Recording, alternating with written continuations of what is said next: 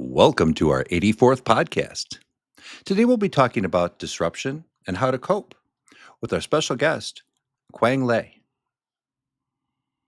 What's one thing you can do now to minimize the sense of doom and dread and instill a sense of hope and resilience? Keep listening to find out. Welcome to Harmonious Workplaces, a podcast about corporate culture, organizational change management, and workplace behavior.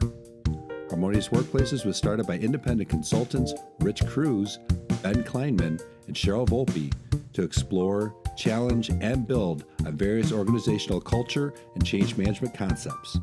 It's a blend of theory and practice based on their personal and professional experiences working with companies of all sizes across various industries. If you own a business, lead a team, want new ideas about the corporate environment, or just want to listen to a group of consultants talking about how to make work more enjoyable, we invite you to sit back, relax, and dive in with us to Harmonious Workplaces. Hello, Harmonious Workplaces listeners. Welcome back to our podcast. As always, we're always glad to have you with us. I'm Rich Cruz, an organizational development consultant, and as usual, I am joined by my co-host, Ben Kleinman. Hey, Ben, how are you? Hey everyone, how you doing? And Ben, we have a special guest today. So excited to talk about resilience and hope, and And just calling out the disruption that people feel with any change and with absolutely, any transformation, yeah. big or small. There's always that. So I love it. I think it's great. So we'd like to introduce everybody to Quang Lei. Hi, Quang. How are you? Good. Great to be here. Thank you for Welcome, having me. welcome. Right on. So I've got here that if I could just give you a little bit of an intro, right? So you're the CEO and founder of Lei Transformations, a change strategy and leadership consulting firm that helps organizations and leaders thrive through disruption. You draw on more than 2 decades of experience across federal agencies, private companies, and mission-driven organizations. And your work centers on one belief that disruption doesn't have to be a threat. It can be a doorway to possibility. That is powerful stuff, man. I love that. That is so positive. Welcome to the show. Happy to be here. Lovely. Thank you for inviting me. This is a pleasure. Absolutely. How did you come into this body of work? I mean, like talking. I mean, this is perfect for this time in our lives, in business, and everything. And we recently had our entire month of September really was dedicated to companies, organizations, I should say, adapting. But yeah, tell us, how did you come into this? Because it's fascinating. Yeah, actually it was a rather uh an involved kind of meandering career. I didn't set out to go into change as a trajectory like, oh, I was 5 and it's like Right. I'm gonna Who go into does? organizational development. I know most people are like, I want to be a fireman or I want to be a teacher. I don't think I remember ever as a kid knowing anyone who even knew what being a change professional was. There was nobody who was like, I want to be a change professional as a Right. 4-year-old Right. dressed up as a change manager for Halloween. That's right. Right. And I'll add this just to be comical and funny. I was doing change management before the word change management was a thing. Oh yeah, sure. Um, in the 90s when I was doing my corporate job, I was doing change in different projects and different teams. And I stumbled across the researcher who coined the phrase change management, and I was like, what is that about? Right? Yeah. So I joke with my clients. I'm like, I was doing change management before they even called us change management. You're you're in the best possible sort of wise man on the hill type of approach. You're older than change itself. I know that's a better way of putting it. I think I would like that better. Right on. I'm Crank, older than change I'm really itself. curious. What did it look like when you were doing that? When you were realizing that you were doing change, and you realized that there is something called change management?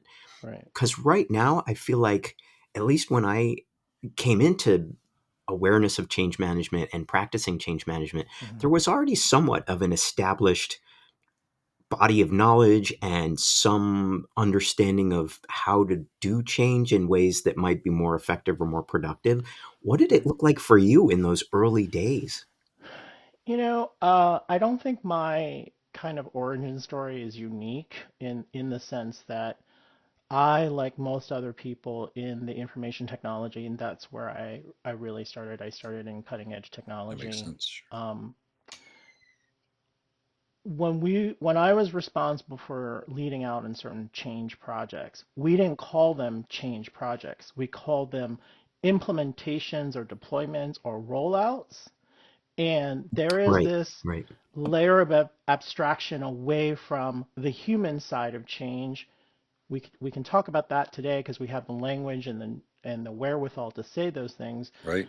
Back then, it was really about just the system or the implementation that you were really asking others to adopt and uh, grab a hold of, right? So me and my team, we would develop software or application and we would deploy it and we would ponder why didn't everyone take to this application Hmm. even though this application solves so many problems for us organizationally. It solves so many problems for us information wise. It puts information and data at people's fingertips. It's just this great thing, and why aren't people embracing this? Sure. Uh, and that was really kind of the genesis for me to go, what am I missing in this process of system deployment that I'm not really understanding? Because we would have successes where there were times where we'd deploy a system and some people would take to it. And then there were other times where we would deploy something that we thought would be really helpful and no takers, right? Right. And so I like to say in that movie, Field of Dreams, there's a phrase where they say, if you build it, they will come. I've kind of rephrased it by saying, if you build it, no one really gives a crap, Right. right? Right. Like nobody cares, doesn't matter what you build, nobody cares. Um, and so that led me down this path of what is, why aren't people taking to these things that we're deploying? And that led me down the path of looking into change management. Right. You're lucky if you build something they don't chase you with a baseball bat after you, right? I mean, Oh, I've been chased.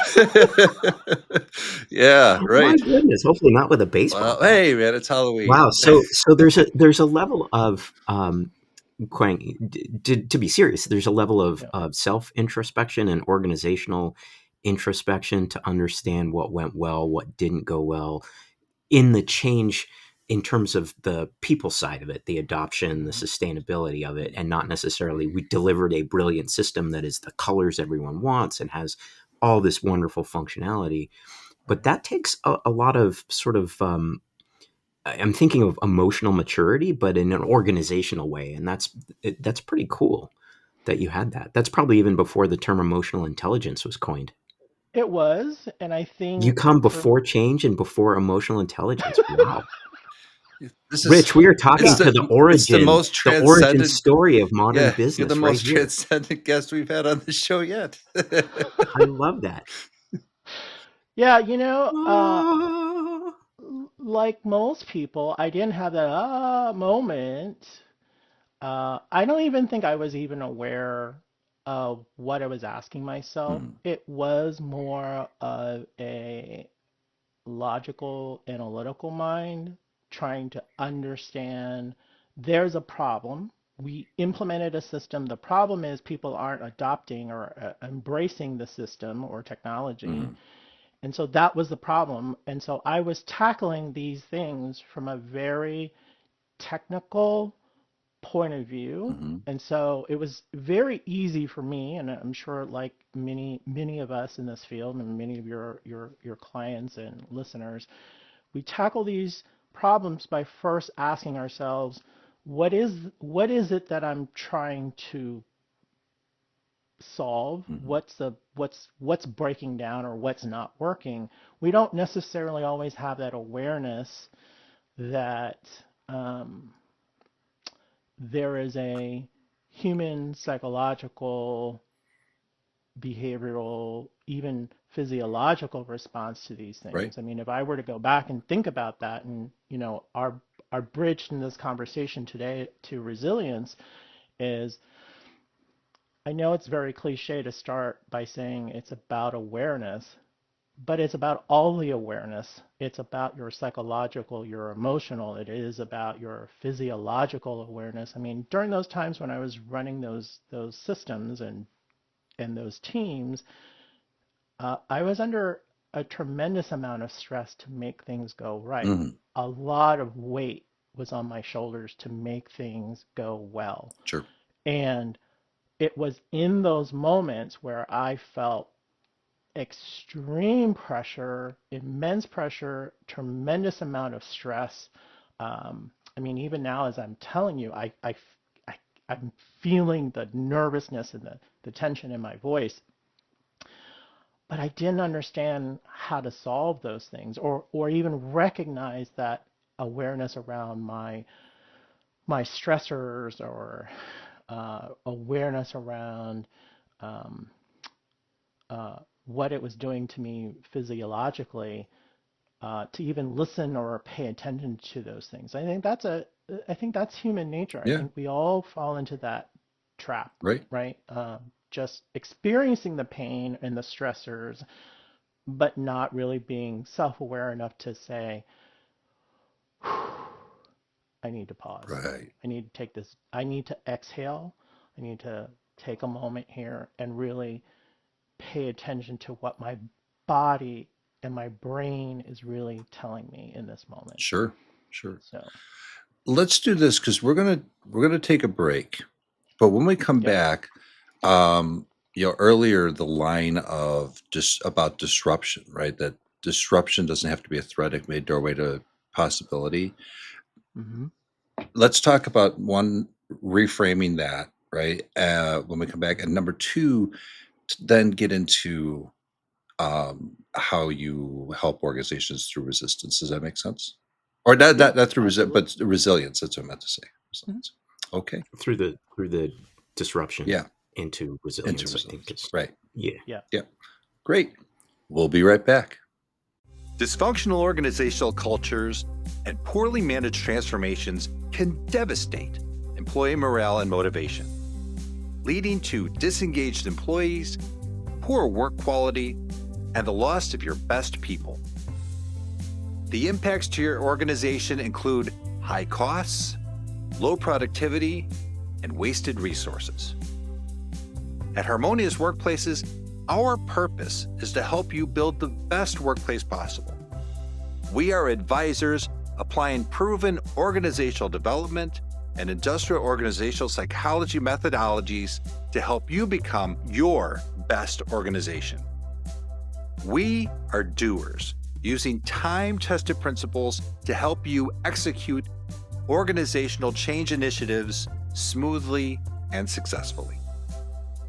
To discover how harmonious workplaces can impact your organization, visit www.harmoniousworkplaces.com and book a free 30-minute information session with one of our consultants today.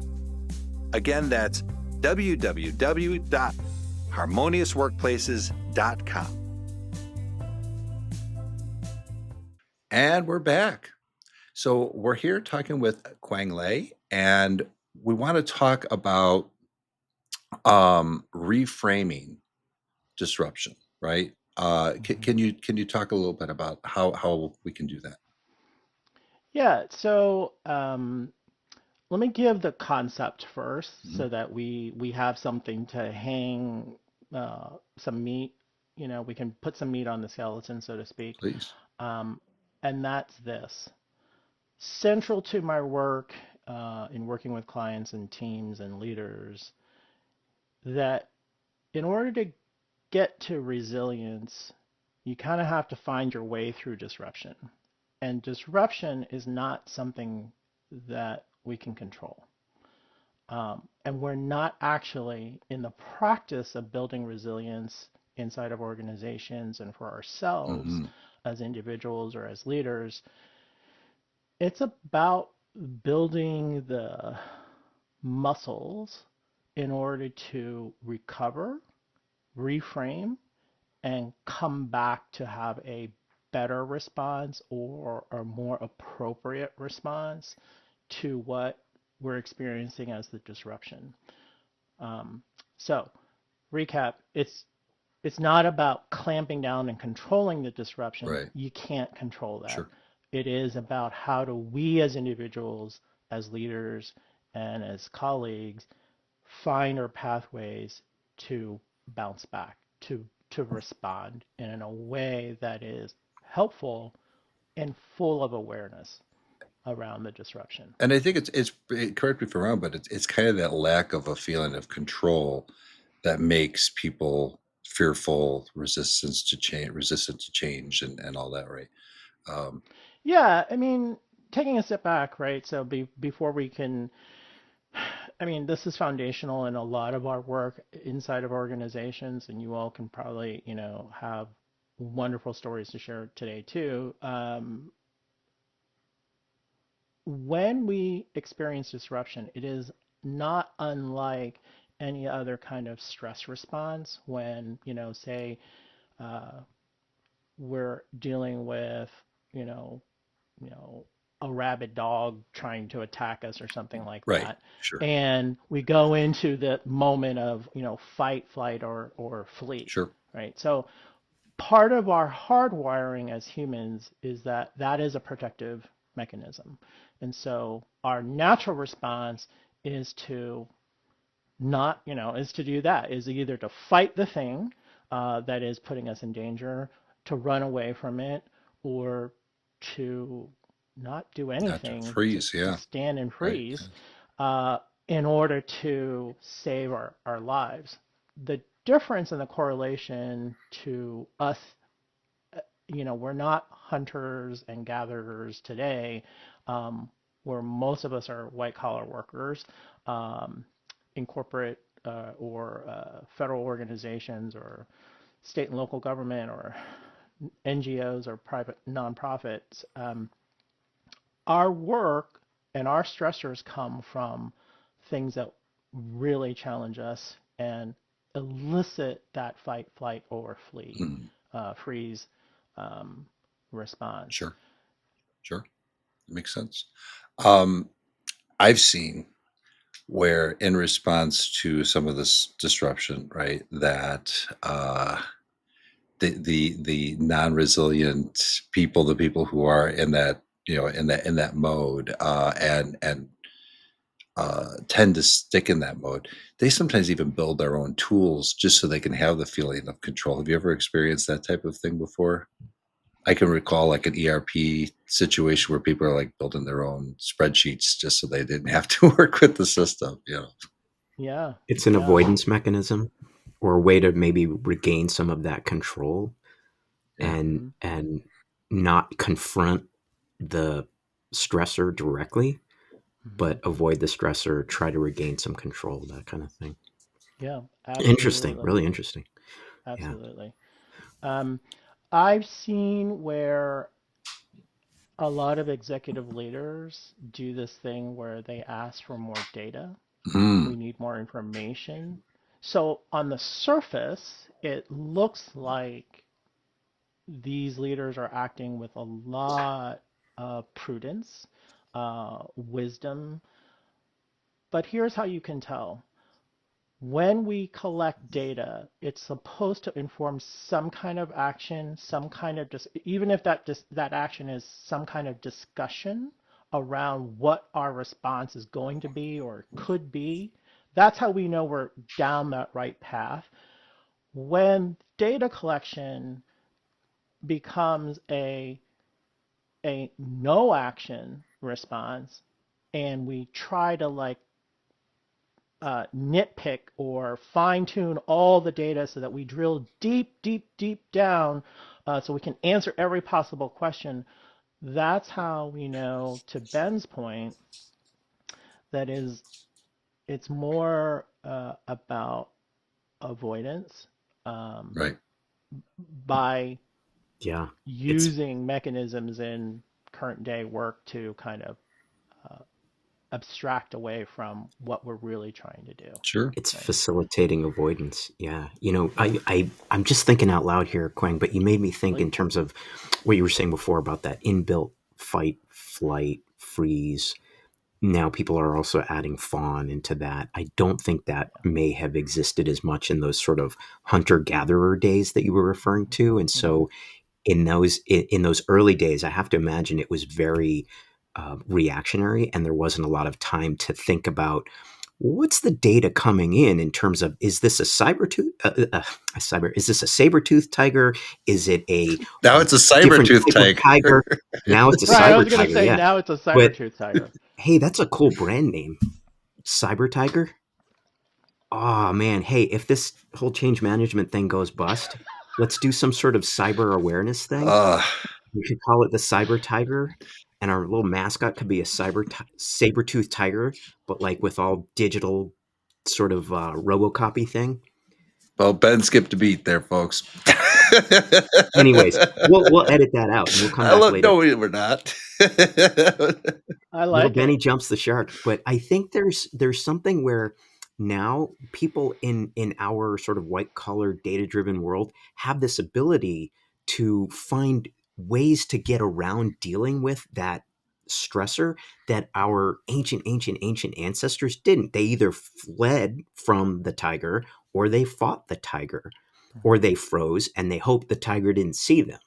Mm-hmm. Nowadays we have so many opportunities to sort of soft pedal a change, to dig into the details like you're saying, to do all this passive aggressive kind of avoidance response type stuff, and Mm-hmm. essentially that just delays and obstructs whatever change we're trying to get to, and really just prolongs the pain Right. of the change. But it's something that I bet our cave dweller ancestors didn't have. They didn't also have the joy of little stuffed animal cyber tigers sitting on their desktop. Yeah. And along those lines, we see other challenges when this is more about disruption, but when I work with clients and organizations, it's really about trying to elicit the appropriate response to disruption. So we coin these terms around VUCA, right? Volatility, uncertainty, complexity, and Mhm. ambiguity. Um, but we seldom understand how to put the disruption into one of those four Mm. quadrants to really understand what is the appropriate response. And so the appropriate response today to disruption is really, it depends on what kind of disruption you're experiencing. Not all disruption is the same, and therefore a response requires uh, our ability to have clarity around what the disruption is so we can solve for the right problem. Sure. Um, That makes sense. so, how does that relate to resilience? Um, it relates to resilience because the first step is to actually put your disruption into context. Mm. That's probably for another, I mean, I could spend hours on this topic. That's probably for a different conversation.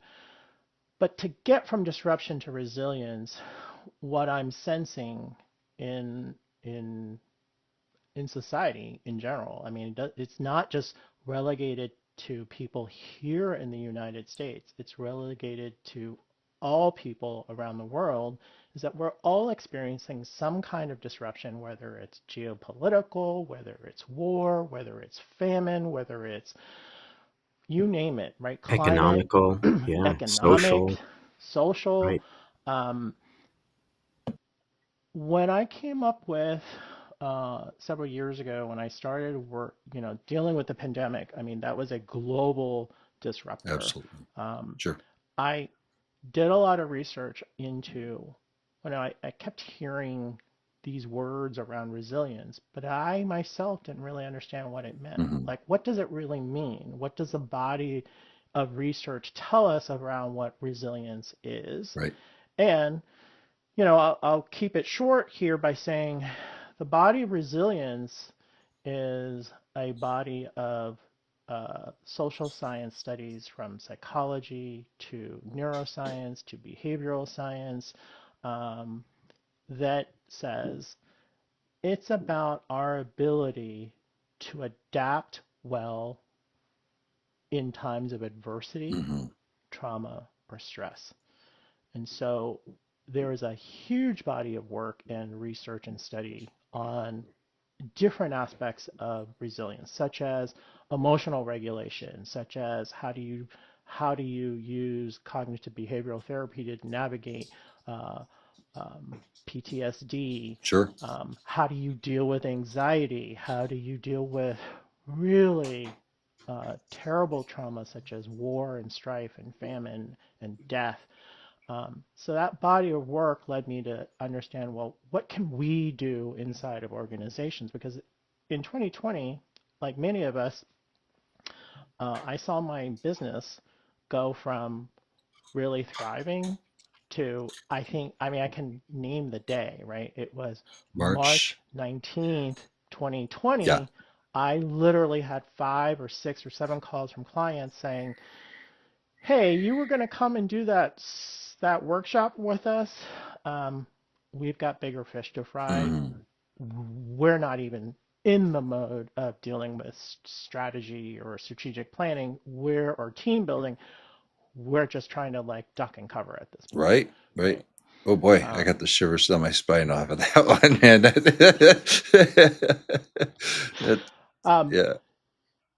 and then also tying back to something that Ben said earlier, which is this idea of like, how do we approach resilience? And so I came up with this, based on other research out there, kind of a quick acronym, 3 perspectives, 3 behaviors, and 3 attitudes.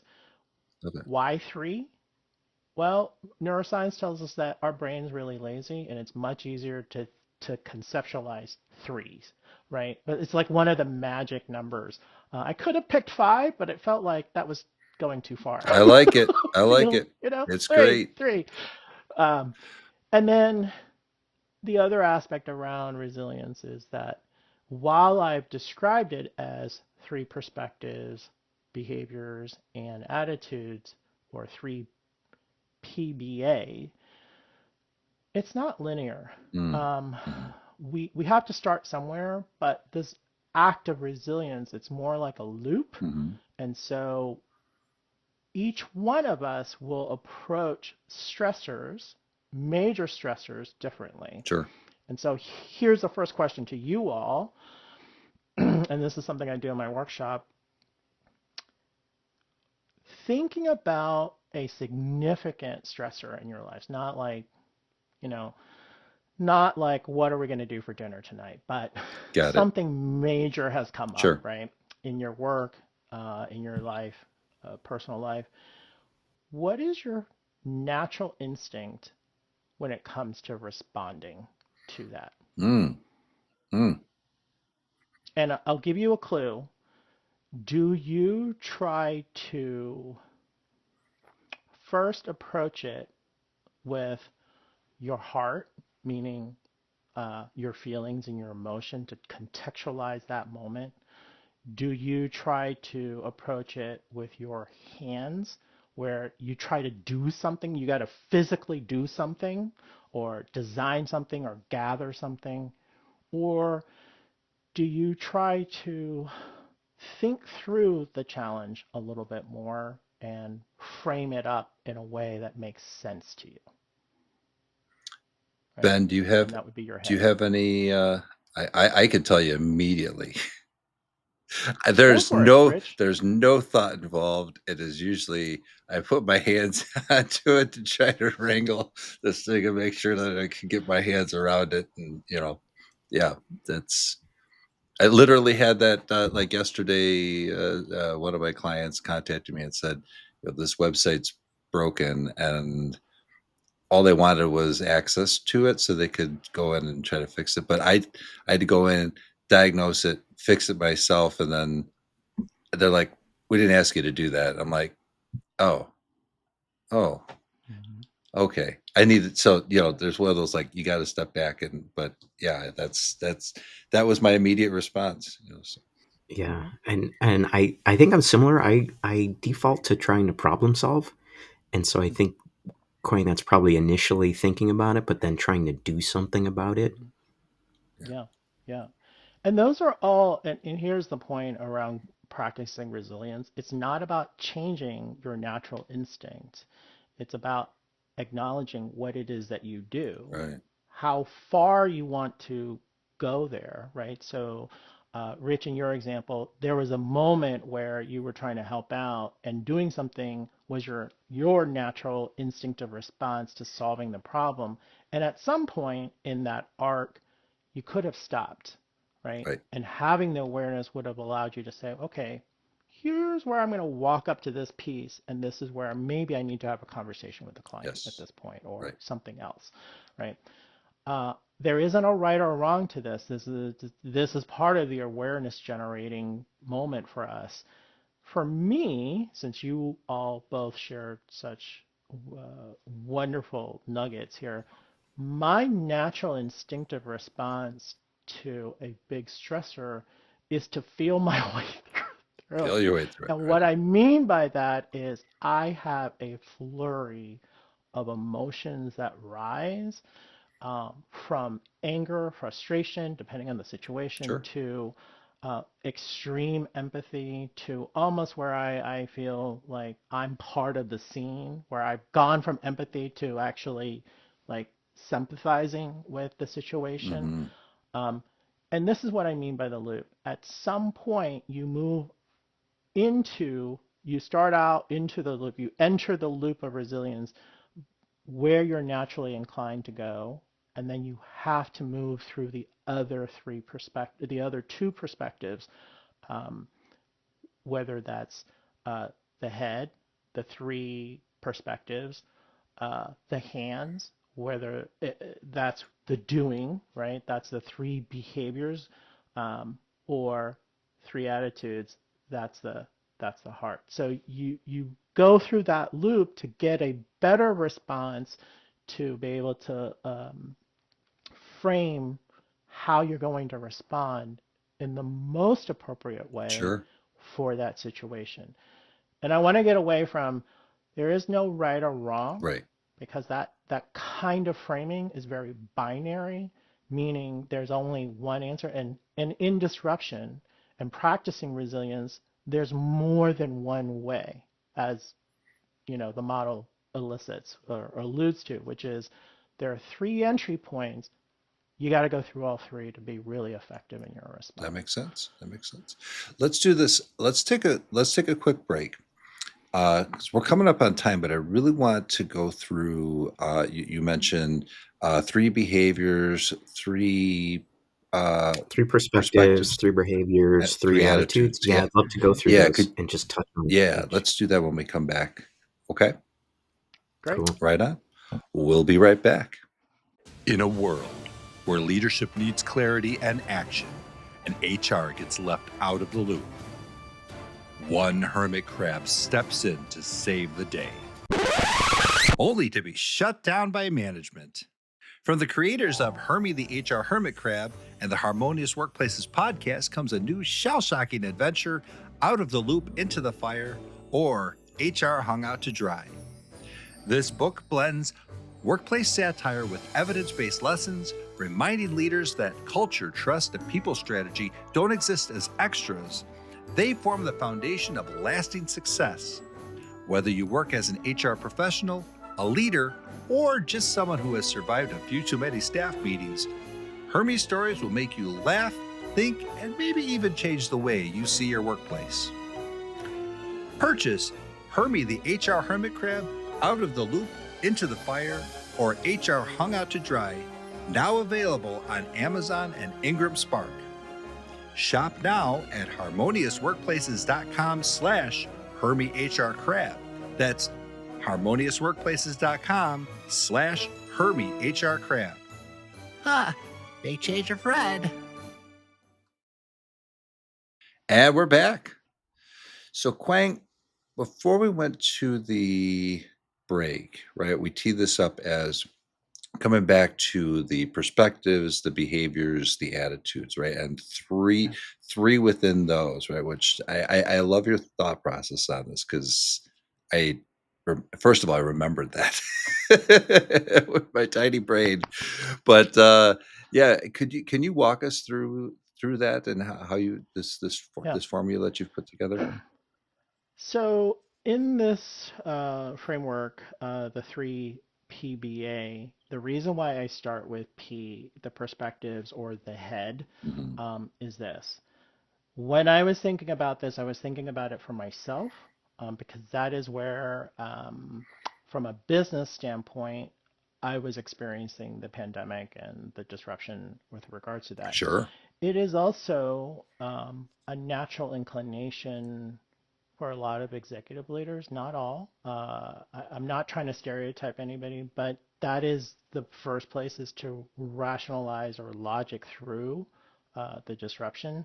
So I started with the three perspectives, the head, and it's really around how do we interpret this adversity that we're dealing with so that we can determine how to navigate through it. And so resilient people practice this concept that what I'm experiencing now is temporary. It's not forever. Hmm. It is very specific to this context or this situation. And I'm going to use some academic words here. It's impersonal. But what that means is really that uh, it is not of my doing. It is not something I created. It is something that is happening in the environment. And so I can't internalize that personally. Um, and so part of It reminds me of the the four. perspectives, I'm sorry to interrupt, but it reminds me of the four agreements. If you're familiar with that, like don't take things I personally, am. right? Like that just resonates with me Yeah, big time. Yeah. that's a great correlation, Rich, because there's a lot of tentacles to this that connects to other research. And my research is based on basic foundational psychology and behavioral Yeah. Yeah. science. Sure. And so Sure. it's not surprising that there would be other sparks of insight for people as they Sure. listen to this, like And that's yourself. from a spiritual level on that front. So yeah, Hmm. makes sense. Yeah, Sorry to yeah. interrupt. No, that was a great ad. Thank you for sharing that. So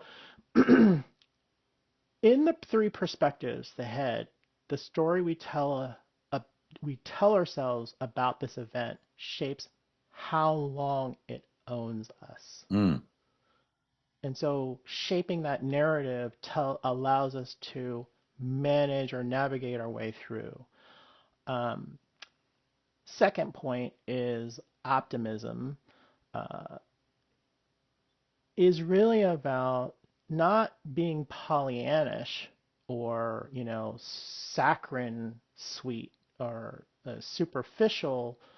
It's about really acknowledging what are the bright moments here despite what is happening. And so we elicit the narrative and we elicit that this is temporary. We elicit that this is what is happening. It is not of my doing. It is not something that is, um, it's external to me, so it's not personal. mhm. That allows us to put boundaries around what is causing us disruption, major stress, so that we can find ways to deal with it. Sure. Sure. And then so we moved it from perspectives into Into the behaviors behaviors, next. right? So Yeah, this is the sorry. hands part, I'm assuming, or is this the no? This is the hands part. You got it. This is the hands part. So, the core concept here is in resilience, the behavior is sparked by challenge, commitment, and control. Now, you heard me say earlier, uh, it's not about control. This control is a little bit different. Mhm. Control here, I'll start with that one, is really about focusing where your energy goes. There are things that you cannot shape or you have no influence over. And so, other concepts such as sphere of influence comes into play. I have no control over what is happening out there on this particular thing, but I can focus my energy on this, Hmm. right? And so when we experience disruption or something really traumatic and stressful, I will share when my brother, who passed away a few years ago during the Oh, I'm pandemic sorry. from acute leukemia, thank you. Mm. Um, I could not, I had no control over him having cancer. Mhm. I could, however, control what I could do about that, and that was I can help provide caregiving to him. That's all within my realm of control. And so that control here that I'm exercising in the doing, the hands piece, the behavior piece, the three behaviors, is really around focusing where my energy goes so that it's not wasted on things I have no influence over. Sure. And then obviously, because it's about hands and three behaviors, action creates a fast way of getting to resilience. When you're going through this, you may not even be realizing that you're going through resilience or experiencing resilience, but you have a sense that you can do something about these things and that the doing makes you feel good.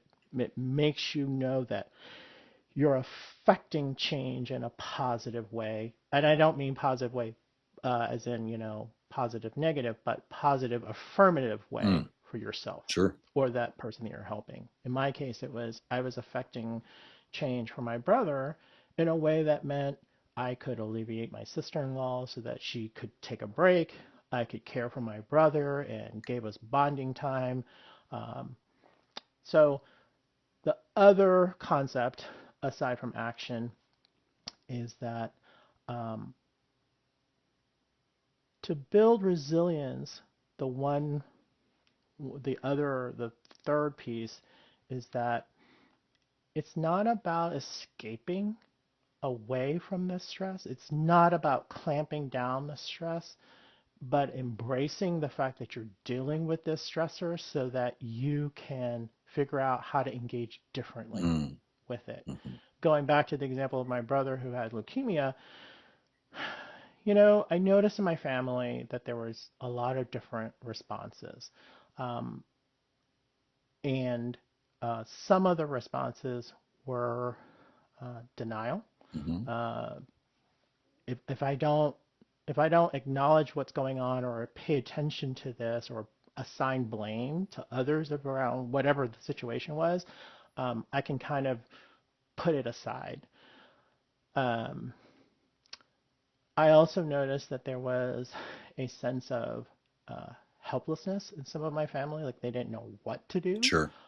weren't sure what to do, tried to help, but then wasn't able to help for a wide variety of reasons. So it's not about escaping from the stress, but it's about navigating to a place where you can engage with that stress or stressor differently. Sure. Makes sense. And It's so, I go was just ahead. gonna say, and so moving into the last section of your framework here, right? We're talking about attitudes. Is that that's the last part there? Yeah, and so the 3A, or the attitudes, this is the heart piece. Yeah. It's around looking at how do I create emotions um, as more of a survival toolkit Mm. as opposed to just what we like to call these soft skills in our corporate world as soft skills, but these are survival toolkits, right? And so um, fascinatingly, what I have found in my research is that one of the behaviors is extending compassion to reset our nervous system so that we can find, when we find compassion and empathy for others, we regulate our emotional response to the trauma experience because we're in community with other people Hmm. and therefore we're doing something helpful. Um, Third point here, concept wise, is that there's a sense of hope. That there is always a sense of my brother. His odds were not great. Sure. I think he had for leukemia, even with all the transfusion.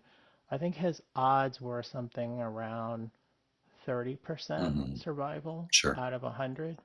Odds were not great.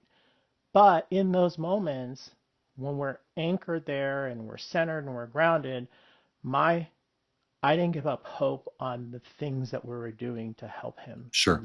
in that very tough time, right? And so when we have hope, it broadens what we can see. It might even give us gratitude that will help sustain us. One of the gratitudes I had in that moment in helping my brother was my brother and I came to this moment having a very disconnected relationship. And so this moment for us, even though it ended with him passing away, it gave us a moment to bond and to connect around things that we hadn't connected since we were young, Sure. like watching Dumb and Dumber, right? And like that's a great movie that we loved watching and silly stuff like that. Right. Talking about hunting. My brother was an avid fisherman. He had gone hunting. In a past life, I was a chef, so I had always wanted to go hunting, Right on. farm to table kind of thing. Sure. So these are things that I found broadened my moment and gave me hope to focus on rather than the 30%. Right. That wasn't my focus, right? Talk about Um, resilience, man. That's great. And yeah, thanks for sharing that powerful story. Yeah. Quang, I'm just, if you don't mind, can I ask about hope? And does that hope give us, in your research and your experience, is that hope critical? Is it important because it helps to feed our energy to stay with something, or does it help build that resilience or get us to resilience in a way that is more effective or faster? Is there's something about hope that I'm trying to key in on. I'm not doing it very elegantly. no, there is. It is the idea of hope is foundational.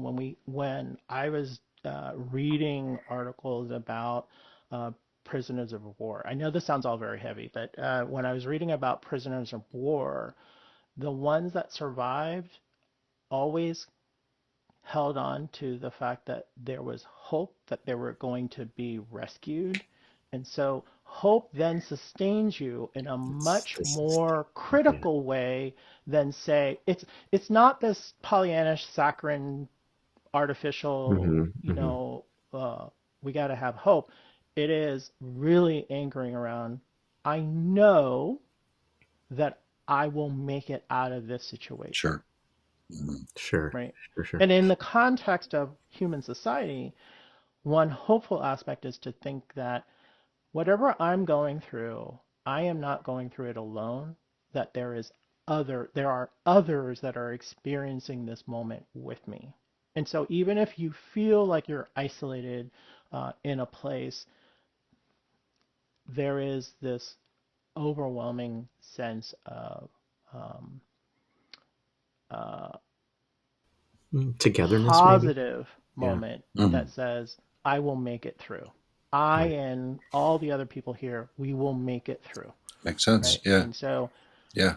in Did this you? moment, I just feel like, when we were talking to you about doing this podcast, I felt that the sense of hope and the sense of giving people something tangible to to do and practice felt very real and felt very in the moment for us as a society. Well, I think that you hit the nail on the head. I mean, I really want to make sure that people have a chance to listen to this podcast and glean something from it, and they certainly will, because it's been just a pleasure and an honor to have you on the show. So thank you very much. Yeah, this has been fantastic. So, Quang, It's Well, been it's great. great being here. can you tell us, if people want to learn more about resilience and managing through disruption, how can they get in contact with you to talk about late transformations? You've got like your 1 to 2 minute spiel in the spotlight. Go. This is the only part I wasn't even, I don't even know what to say, but I will say you can follow me and find me on LinkedIn at Coach Quang. That's literally one word, Coach, and then Quang, Quang. You can also find me on my website and get in contact with us that way at www.le transformations with an s.com. Right on. And we'll make sure we have all that in the show notes and the blog In the show notes, for yeah. sure. Oh, thank you. Cool. Thank you. Thank you so much, Quang. This has No, been thank great. you guys. This has been a great, wonderful experience. So thank you so much. I feel enriched We just having this time with you guys. oh So thank you. we love having you on here. So thanks a million. All right, Ben, you want to take us out today? Until next time, make change your friend.